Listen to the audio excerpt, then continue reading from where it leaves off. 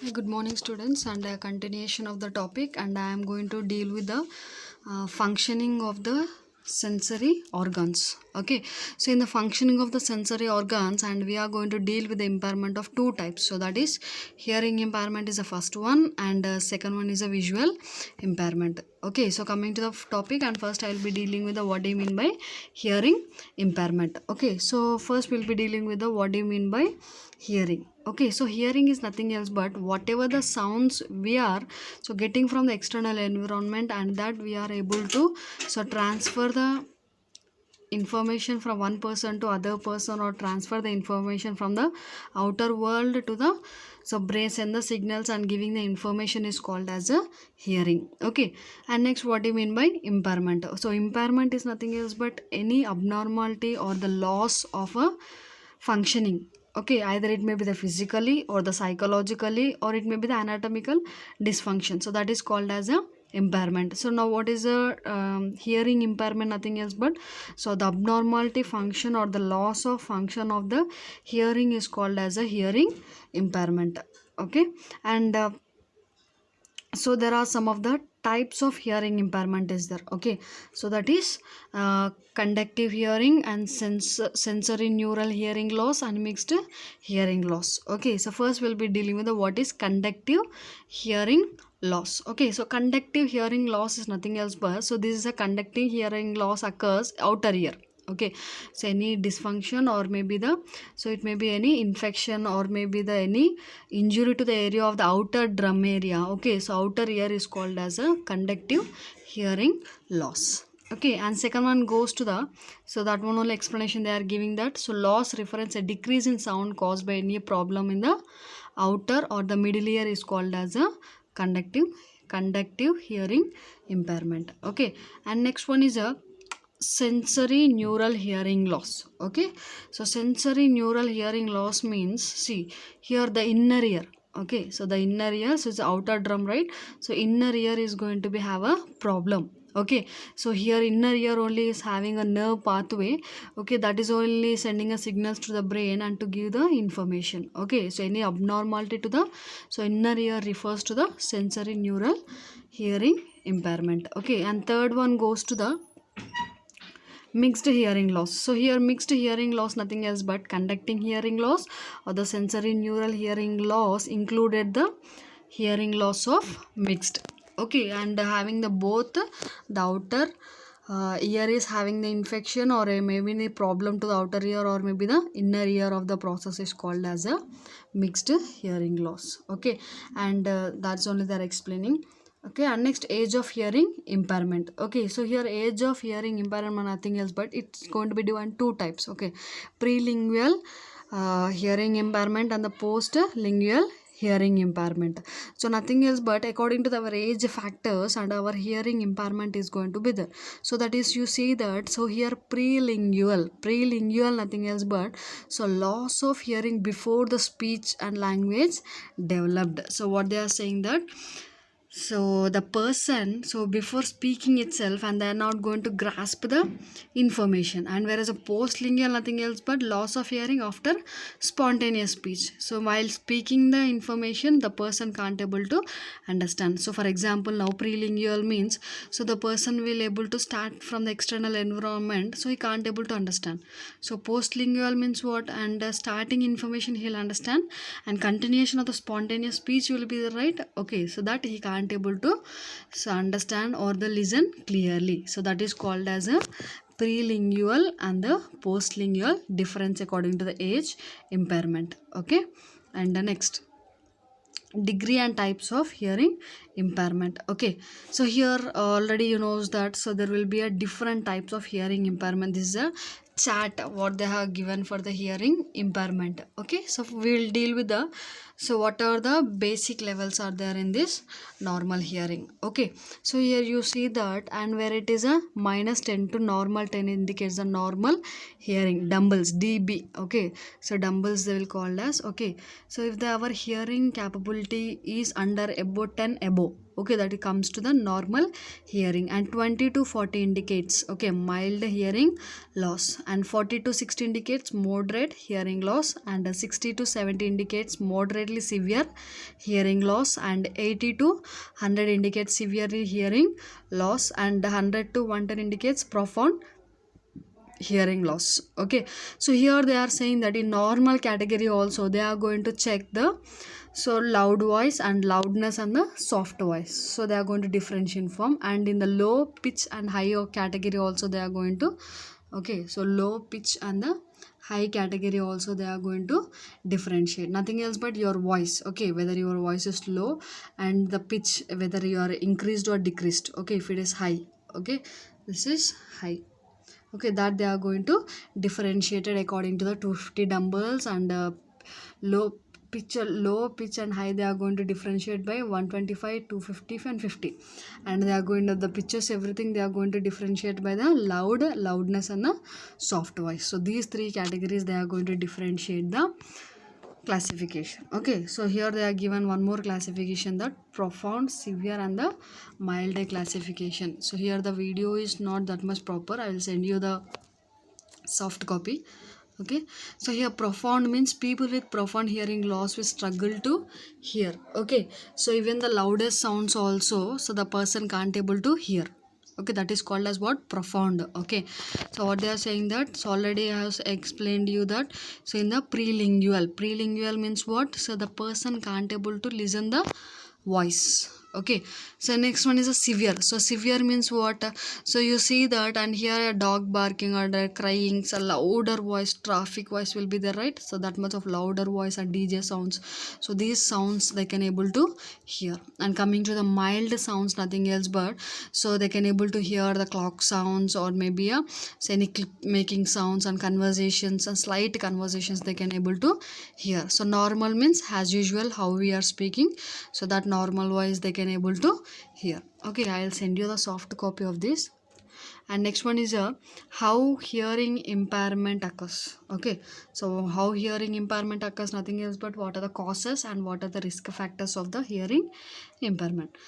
Okay, so here what is going to be there means, so ear wax. Okay, if you're having a wax inside your outer ear or the inner ear, and gradually your hearing capability is going to be decreases. Okay, and any infections, okay, ear infections or maybe in your ear, so there may be a bone growth over the area to close the sound transmissions, that is also one of the form. And ruptured eardrum is there means, if eardrums are ruptured and there is no amplification of the sound is not going to be there, that is also one of the problem. And damage to the inner ear, so if once damage to the inner ear, there is no functioning of the inner ear transmissions. Okay, so here only any wax blocking over the ear. And here you see that eardrum, okay, middle ear fluid formation they are seeing here. And hole, see here a hole over the eardrum. And you may see that inner ear damage, what is the structure inner ear is damaged here.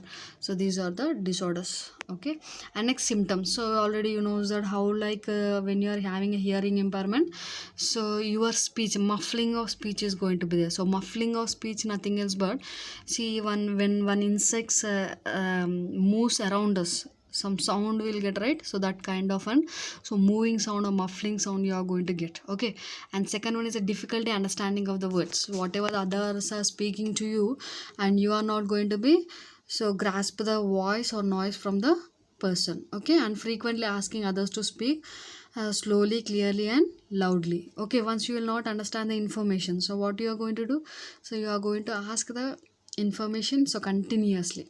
Okay, and the next one is needing to turn up the volume of the television or so radio, so normal volume, and how we can be able to keep for the TV, and you will say that raise the volume of the television or the radio. And withdrawal from conversation, so what they are saying that, and if somebody are having a hearing impairment, so what they'll be saying, so they'll be away for conversation because they can't able to hear.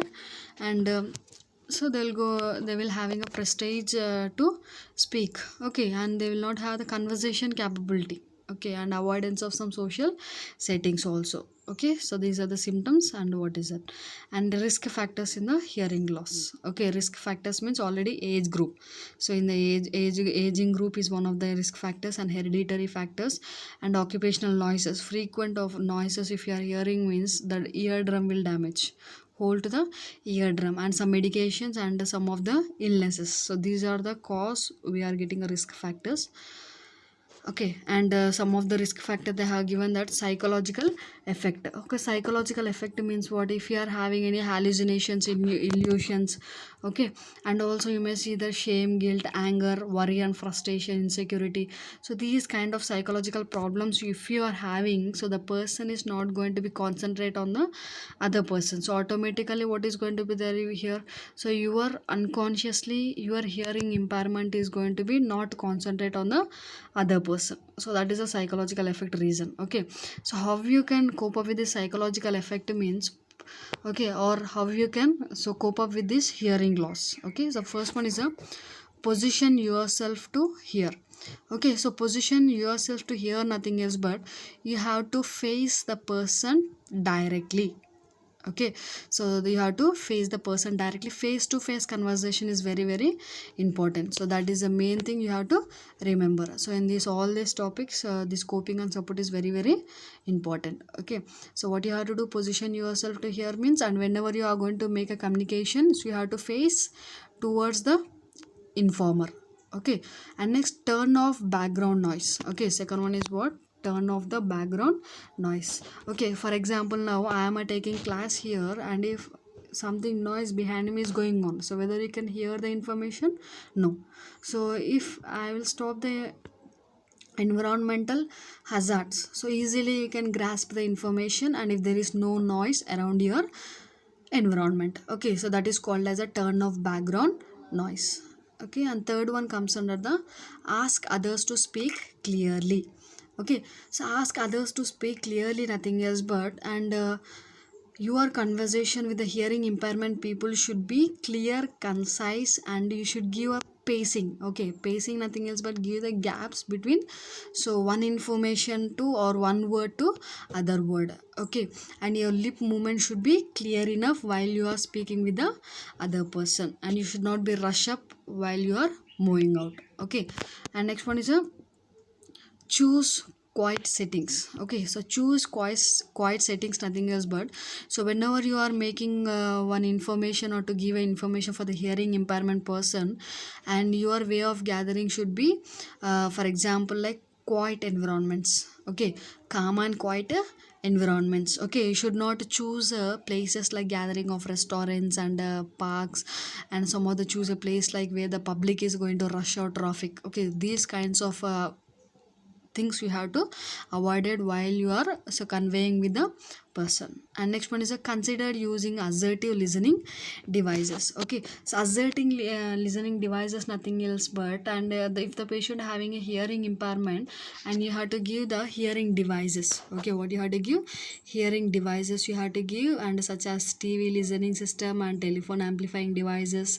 And when you are giving this, the person can easily so able to grasp the information what others are giving, and what and you are giving the information, and what you want to give the information, or the impairment person want to give the information. Okay, and what is the benefits of the treatment you can go means, if you are giving a treatment process, and a great self confidence is going to be increases, and a close relationship with the loved ones, and improved outlook on life. Okay, so if you are having a capability of listening and speaking, so you will have more self confidence and enthusiasm to communicate with others, and so to have a well good life in the society. So that are the benefits when you are getting a treatment for the hearing impairment. Okay, so what is a prevention for the hearing impairment? Okay, so what is a prevention for hearing impairment? How you can prevent? So first you can prevent, protect your ears in the workplace. Okay, how you can prevent the hearing impairment? Protect your ears in the workplace. So how you can protect means, for example now, so the person who are working in a factories, sound factories, and the mechanical works. Okay, so loud sounds where it is going on, so that sounds if you are making by keeping off and protecting your ears, and you are keeping some aids or the cotton or something else to protect your ears, for example like rubber cock if you are placing, or the plastic or rubber cock in the ears you have to keep, so then easily you can avoid the larger sound to expose to the ear. Okay, and second one is have your hearing tested. Okay, so what you have to, how you have to do, so here you have to test your ear. So how you can test your ear means, see here the continuation is that. So okay, sorry. And regular hearing test, if you are working in a noisy environment, so what you have to do here means, so some of the examples of testing will be there. For example, a tuning fork, and that we'll be discussing now. So that test you have to undergo if you are working in a noisy places.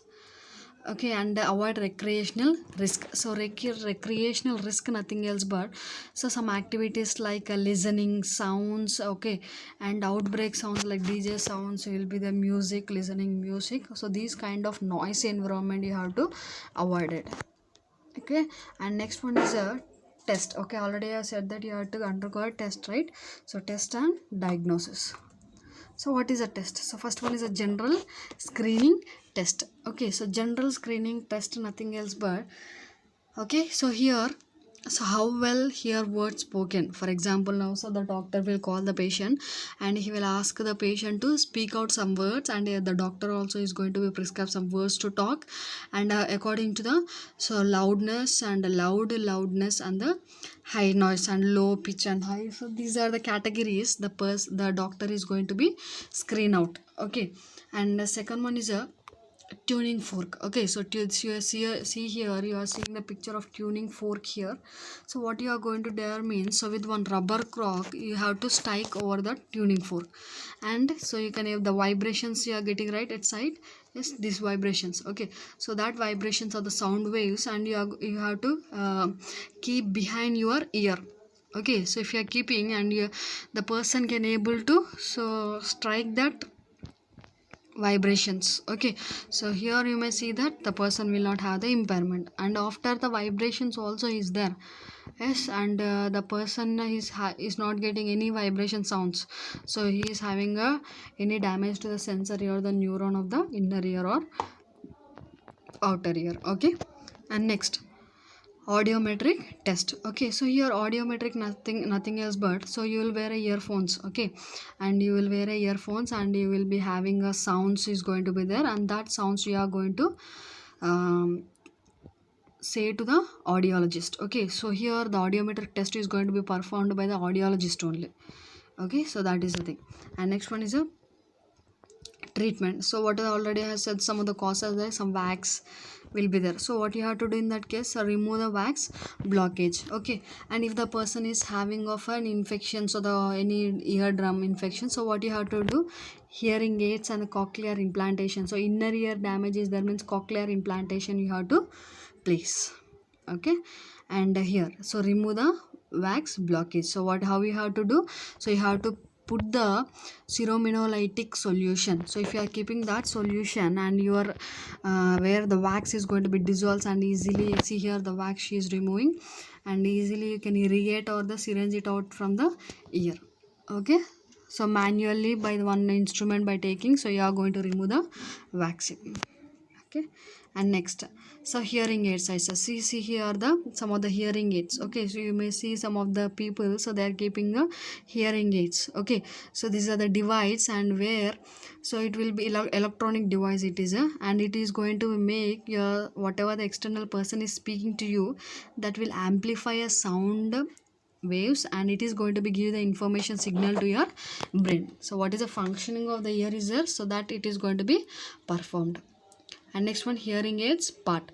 Okay, so how it is going to be performed. So first one is a microphone. So here they are seeing, right, here you are seeing the picture is a, okay, so first one is what, microphone, and second one is what, this is a amplifier.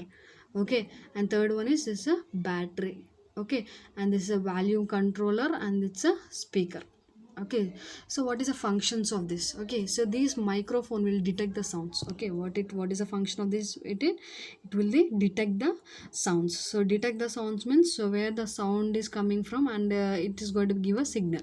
And next one is what, amplifier. Okay, so what is going to be there here means amplifier means what, makes the sound stronger. So you see that in so radio or maybe any so tape records, you may see that, so whenever you want to raise the sound, so you are going to, so turn out the sound raise, so that is the amplifier, makes the sound sound strong. And battery, already you know, battery means it gives power. And volume control means, and if you want an increase sound, it will increases, and you have a low sound and it is going to be controls. Okay, that is a functioning of the hearing aids. Okay, and next one is how a cochlear implant is going to be there. So see here, the cochlear also will having the same parts. See here, so inner ear, what they are going to say, so they are going to implant the cochlear. See here, 1 2, see here, first indicates that what is a capturing sounds and converts into the digital code. Okay, they are going to implant a cochlear from the outer ear to the inner ear surface. Okay, so from the starting of the part, what is going to be there, it capture the sounds and convert into the digital code. Okay, and second one is, it's a implantation, where it is going to be stays and just under the skin. Okay, so it's just under the skin it is going to be situated, and where it is the electrodes. Okay, so these are the electrode stimulator of the cochlear hearing nerve. Okay, and where fourth one is nothing else but it is going to be send information to the brain system. So that is the functioning of the cochlear implants. Okay, so this is not some of the technologies they have determined, and that's not important for you. Next one is accommodation. So accommodation nothing else but, and how we are going to so give the information from one person to other person. So first you see that qualified sign language. So what they are saying that, so there are some of the sign languages they are you going to use. Okay, so I'll show you the what are the sign languages in the later process, and first we'll be dealing with accommodation. Okay, and a staff person's knowledgeable for sign language. For example, now if I know the sign language, so you should also have to have the information regarding of the sign language. That is very very important. And telephones and instant messaging is important, and video calling also you can able to accommodate with these kind of the hearing aids. Okay, and next one is a management. So management, I think what are the management you are going to perform for this hearing aid means clear signs, and already I have shown you the clear signs is very very important with the hands. I'll show you what are the signs are there. And next one is a visual alert. So visual alert nothing else but, see here what are the visual alert is there, so that you have to visualize. And equal accessible to all programs and services. Okay, and paper and pencil is very very important, and assistive listening devices. Okay, like music, this one is, and amplification to increase our transmission of the sounds is very very important, and headset and neck loops, and compatible hearing aids. So these are the management you are going to give for the process. Okay, here equal accessible to all programs and services, nothing else but, so whatever the information the other person is giving, so she should have the knowledge about that information or the program.